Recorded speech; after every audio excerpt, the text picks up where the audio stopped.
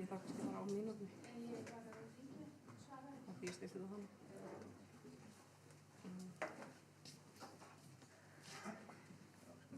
Ég var þannig.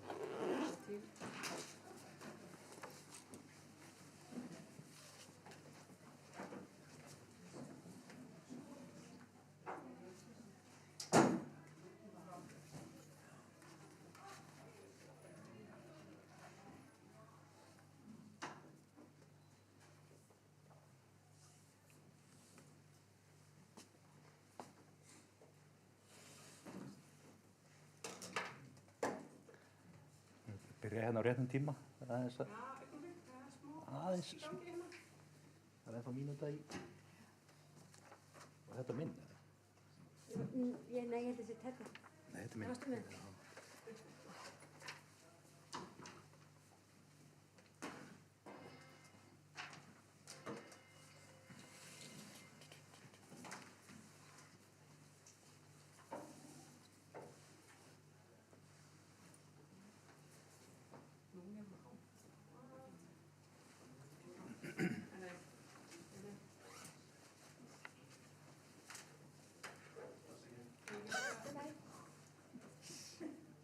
Góður Einar? Já, ég veit.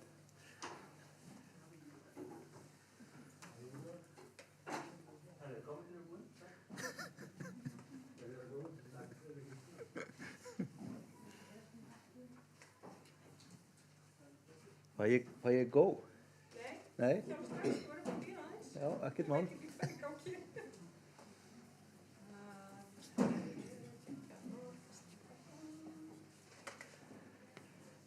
Við vorum að prófa nýja aðferð hérna í streyminu og við ætlaðum að prófa það fyrir fyrirlesturinn. En svo fór bara brunabjallan í gang og allt í... Ertu til að prófa að slökka og kveikja aftur? Já.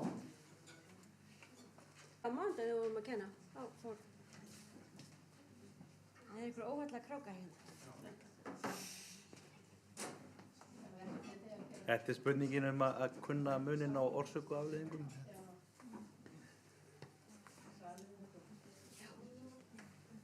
Herðu þið?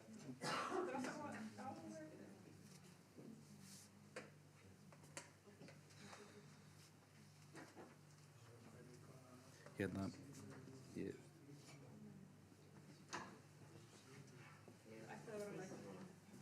er með hérna lýsbóndurinn. Já. Svo fólk sjá í streyminu líka. Já, akkurat. Og þessi mikrofónn er fyrir streymi. Þannig að það er ekki fyrir mig að... Nei, bara labba inn út um allt. Málum allt. Ok. Herðu, velkomin á Málstofu Hafrannsóknastofnunar. Í dag fáum við Söru Harðardóttur til þess að fjalla titillinn á erindur nýting forns DNA í seti til að rekja útbreiðslu hafís. Ég ætla að fá að byrja á því að afsaka það að jólaskreitingin er að stela smá athyglin af skjánum hérna. Ég gerði mitt besta til að reyna að breyta þessu en ég gat ekkert gert. Þannig að þetta er ekki einhver persónuleg skreiting sem að Sara notaði, þannig að þetta er bara algjörlega okkur ekki hennar. Býst afsökunum á því. En aðeins Söru áður við byrjum, hún hóf störf sem sviðþörungafræðingur á Hafrannsóknastofnun haustið 2022, en áður hafði hún í áratug unnið að rannsóknum á plöntu og dýrasvið og norðurhveli jarðar. Helstu rannsóknarefni hennar eru þróun og aðlögun sérhæfðra tegunda og breytingar á plöntusvifssamfélögum á tímum loftslagsbreytinga, samfara hækkandi hitastigi sjávar og koltvísýrings í andrúmslofti. En hún kláraði meistaraverkefni í verkfræði með sérsvið líffræðilega hagfræði frá danska tækniháskólanum 2012 og svo doktorsverkefni í erfðafræði við Kaupmannahafnarháskóla 2017. Erindið verður á ensku. Gjörðu svo vel, Sara. Good afternoon, and thank you for joining at Málstofa with this short notice. We advertised it yesterday. The project that I will be presenting is a project that I did as a part of postdoctoral studies that I got granted from the European Union and the Canadian Research Excellence Funds on the use of DNA from microalgae as proxies for climate studies. past climate studies. Nýting forstegjana í seti til að rekja útbreiðslu hafís. So I will spend some time talking about sea ice, algae, and sea ice. So why should we care about sea ice? So sea ice is an incredibly dynamic phenomenon that freezes and melts a few nautical miles north of Iceland. And it's while it is freezing up, it fuels the ocean currents while the salt, dense, and cold water thrusts down. And during the spring, it fuels the Arctic phytoplankton spring bloom, while the nutrients pump out of the sea ice, and that supplies the whole marine food web in the Arctic with energy for the coming year. And as we pretty much all know, sea ice has been declining drastically in the last decades. However, the data that we have on sea ice and what we really know about sea ice derives from the past decades. This is modern times, it's modern observations where we are seeing this decline. And we know sea ice quite well for the past 2 decades, both in terms of its distribution and we know more and more about the biota it harbors in the past decades. But if we want to go back to historical timescales to know something and use data to improve our climate modeling, there are archives in the aviation logbooks and sailor logbooks on historical timescale. If we want to go on geological timescale and look at paleoclimate, we have to go into marine sediments. And that's where my project came in, is because in the marine sediments, we're using what is called classical proxies for sea ice, and those are sea ice algae or phytoplankton that are associated with sea ice. They are observed by microscopy from the sediments or by molecular markers such as the sea ice proxy IP25. However, if we use DNA, we can target the entire ecosystem in the sediments, because everything that is in the ocean eventually falls down to the sediments and buries. And recent studies have shown that, at least for example, for the diatoms, we can retrieve DNA 1 million years back in time. It's also good because we can use it for specific traces, such as the proxies I will be talking about today. There is a possibility for quantifications. That means numerical outputs for climate models, which generally DNA cannot do because of PCR biases. In time, speed of analysis and it should be cost efficient, but to date that is not the case. We are a long time working with the DNA. We decided to go for a needle in a haystack approach, so target specific species that have a relation to the sea ice. And use a PCR, a digital droplet PCR approach, which gives us a quantifier measurable of it count DNA copies in the sediments. And we chose 2 species, but the problem is we don't necessarily know not enough about the species to say these are going to be good sea ice indicators. And we set some criteria of that. We have to know that the species that we are tracing actually lives in sea ice and only sea ice. Sensitivity, that's for it has to improve the paleo research that we do today.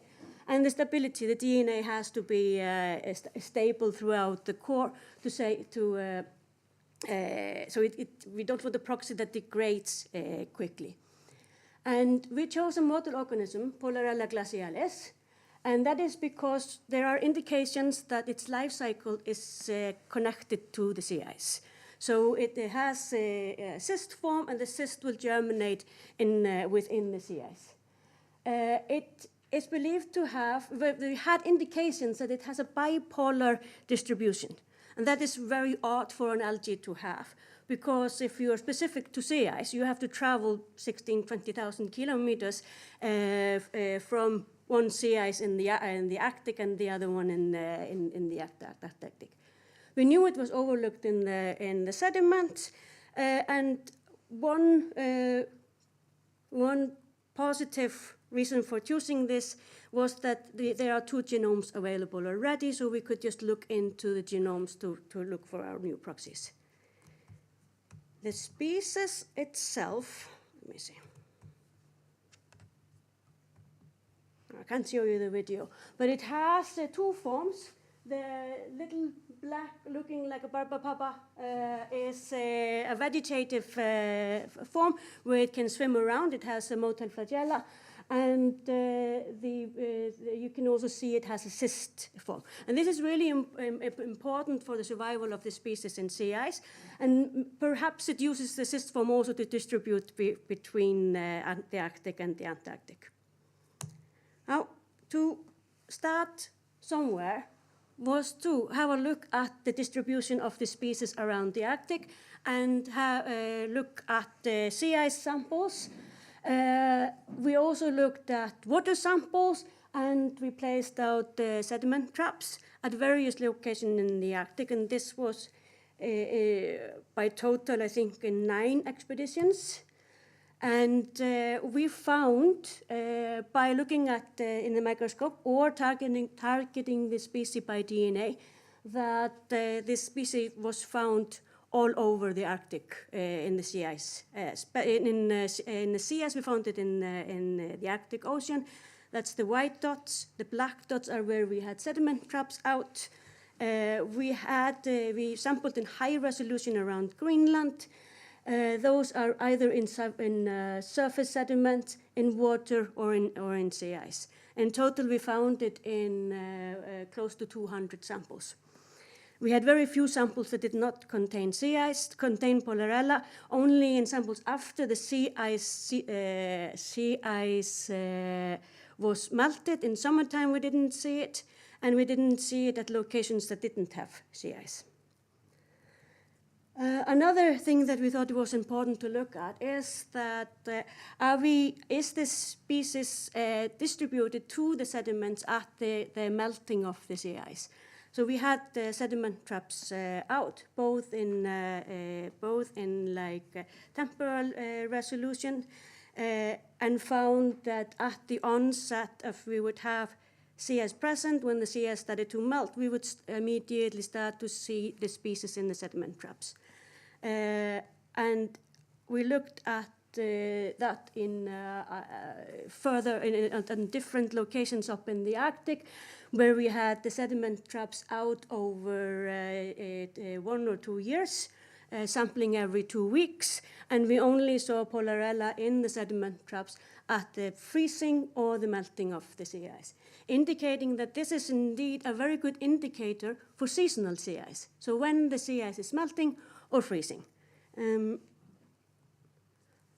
then we needed to come up with a way to target or capture this species in marine sediments. And that is a challenge because the marine sediments are full of everything else.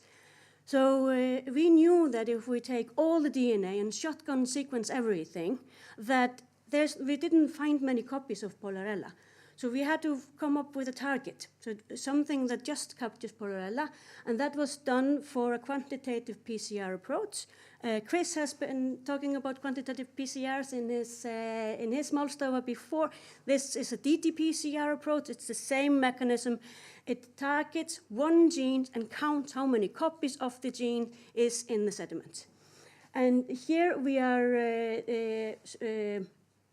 testing the proxy for all other related species, so it only captures the Polarella. It's a relatively simple approach. We are able to run many samples at a time. When we have the DNA extracted from the core, we run that with our primers on digital droplet PCRs, and the machine reads how many copies per gram sediment we have. Now, to validate that, we used the surface sediments, and that is done because the surface sediment, first of all, we know that they represent around 6 years back in time. And we know by satellite data what was the sea ice concentration around at this time. We can also look at the cysts in these samples, so we can compare. They have not dissolved. And our hypothesis is that because this species is highly tolerant to changes in salinity, it could be a proxy for sea ice even in fjord ice. And out in the marine, as well as we were hoping to be able to see more copies of Polarella in the polynyas. So we had 48 sites, and we found by this gene marker Polarella in the maturity of her samples. The samples where we didn't find those are the white dots there, are either the one that's up north actually is just under multi-year sea ice, and the other samples are outside of the regime of seasonal sea ice. We take this from cores that are just very short, and of course we have to be precautious because we're working with DNA. But with our data, we then correlate to the past 6 years, or past 6 years from sampling of these samples, to the sea ice concentration above. And we see a good correlation between the amount of gene copies from this specific algae to the concentration of sea ice. So that was, we didn't expect it because algae, they don't grow linearly, and but this is pleasant results, and it indicates that we can actually use this as a numerical input for climate models. So we also wanted to look back in time, and we've done this now with more cores, but this is the core for the data that we are now publishing. So now we need to use much longer cores. So here we are using a gravity core. It is a 6-meter long pipe, weighs 1 ton, that is deployed through the water column down to the surface, to the sediments. And then we, of course, retrieve it, and we sample it in the resolution that we want. This core was placed here in the north water polynya, so we expected that Polarella should be there. We actually kind of knew it was there, and did the down core analysis using the digital droplet PCR on our new proxies. On the first graph here, that's just the total DNA down core. The core goes from modern times 0 to around that's the centimeters, modern times zeros, and throughout the Holocene, so 11,000 years back in time. And we find, of course, we were able to extract DNA throughout the core, but what we find is that we do find this Polarella throughout the core in various concentration. And then if we looked at the cysts, because we also did a paleonautical analysis, we lost the signal from Polarella here in the middle of the core. And that's not necessarily because Polarella wasn't there, but because there was a lot of other dinoflagellates. So the detection limit of detecting Polarella, when you count 400 species, then we wouldn't find one. But then we increased the countings up to 1,000 species, we did find one in one of the samples. So here is not a matter of the proxy itself being DNA or the Polarella cyst. It's a matter of sensitivity of the proxy, and DNA is more sensitive to target a CS proxy like this. We also compared it to sea ice and other sea ice proxies, and they don't necessarily fully correlate, but they have the same trend. And that's very common in paleo research of sea ice, that not everything is perfect. That's why it's called an approximation. So our key findings is that we think that that this proxy will be, we can use it. And our estimate back in time is 30 to 200,000 years.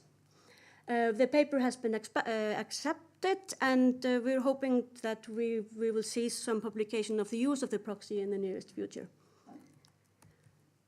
Now, we also went on to do more other species as proxies, and we wanted to target one that produces biomarker IP25.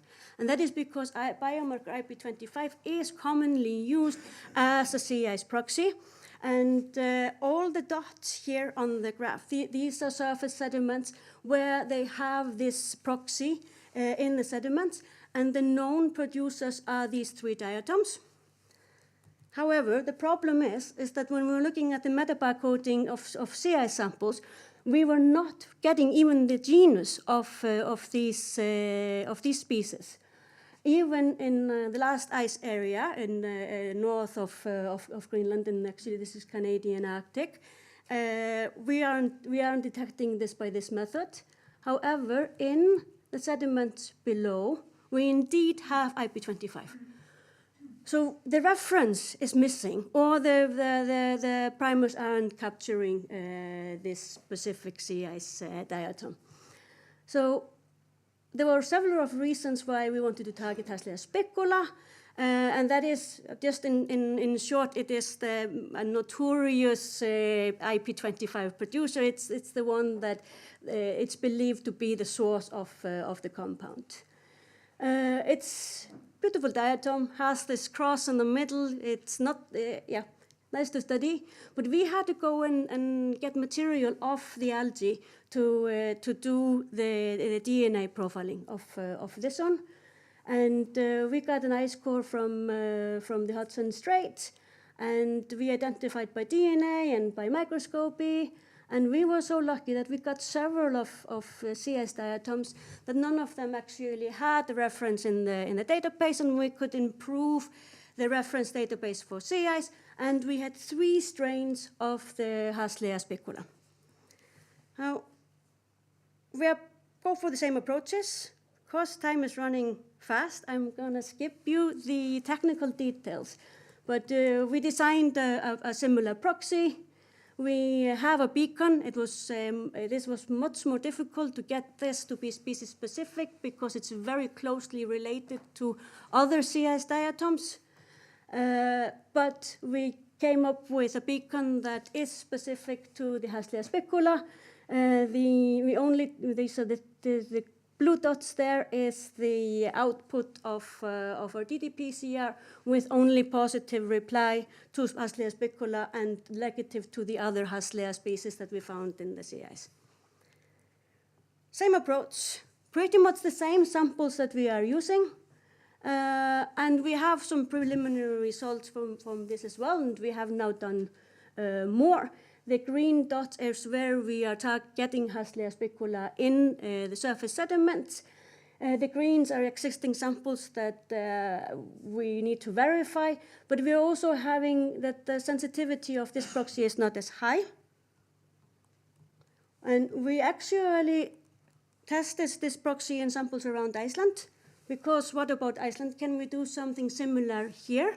Maybe not targeting sea ice, but we are starting to we're collecting samples to use the method for other or for sea ice proxies, and we have a postdoc that is working on this, but she's more working on like using the whole community as a climate indicator. Thank you very much for listening. Do you have any questions?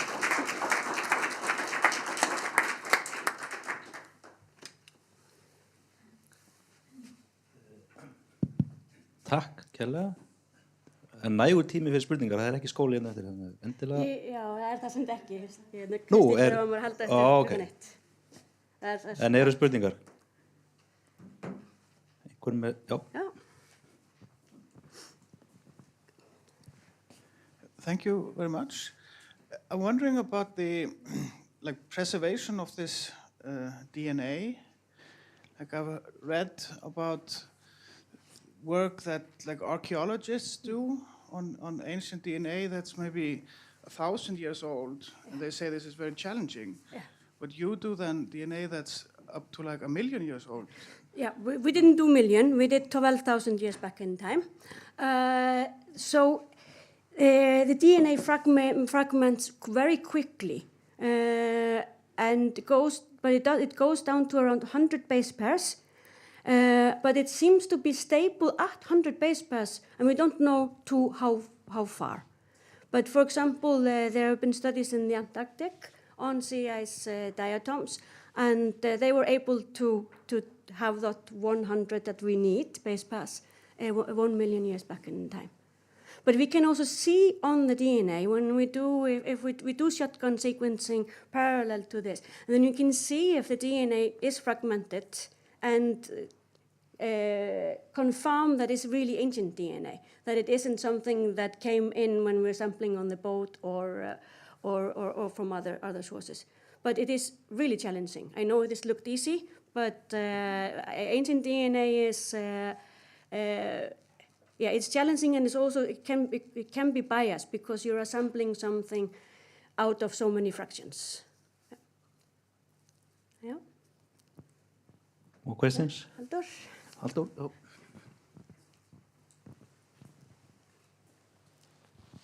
Thank you for a fascinating talk. I've been interested in the Northwater Polynya ever since my first postdoc, which was on it. And it's a fascinating place because it's really cold, and it opens in late winter, and it's basically the winds down Narrow Strait that keep it open, so it's freezing cold there. The time resolution that you have, or is the dream to be able to, if you could tell me how it has varied through the ages in size, that would be incredibly valuable information. There is a very recent paper on it. I have it on, the reference is here, Jackson et al., 2021. They did a paleo study on the Northwater Polynya, where they could see that the Polynya is it's opening more up in recent times, and that the ice bridge that is up there in the Narrow Straits, it broke in 2019, and I think it's 19. They could not find a signal of that happening before, and that means that that if the Polynya now opens more, the warm water that flows in from the south might not have that barrier up to the Narrow Straits, because now the current goes back. But in my data, because the resolution of sampling is this is 16 samples over 12,000 years, we would not be able to do a prediction of the Polynya in this study. Thank you. Yeah. Fleiri spurningar?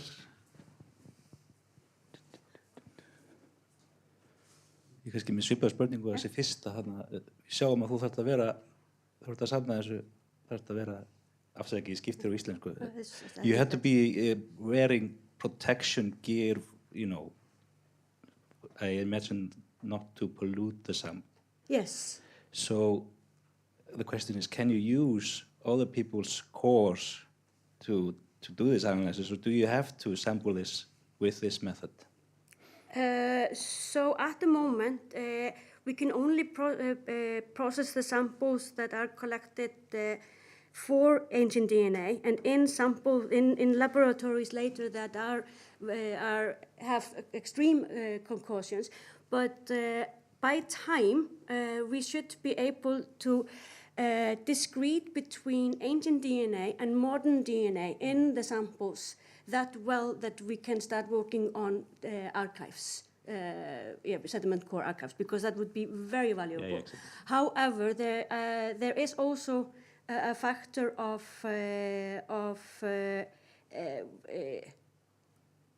maybe not. Maybe we just need to continue always being this clean, because the modern DNA will take over everything that you have in the samples.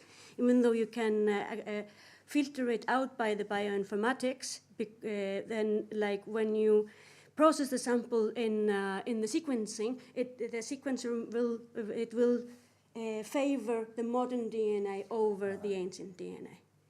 Yeah. But that would be a dream to be able to scan all these archives. It would be a dream, and it would also be a dream that there isn't a gatekeeping on the ancient DNA labs. Yep. Yeah. Last question, or? No? Okay. Thank you very much, Sara. I have one thing to say as well. Yesterday there was a pre-announcement from the Nordforsk that they are going to there is a 190 million Norwegian krona being placed in sea ice research, and Iceland is a part of this. So if you're interested in sea ice and want to have a discussion, then I am up for it. Nordforsk. No, only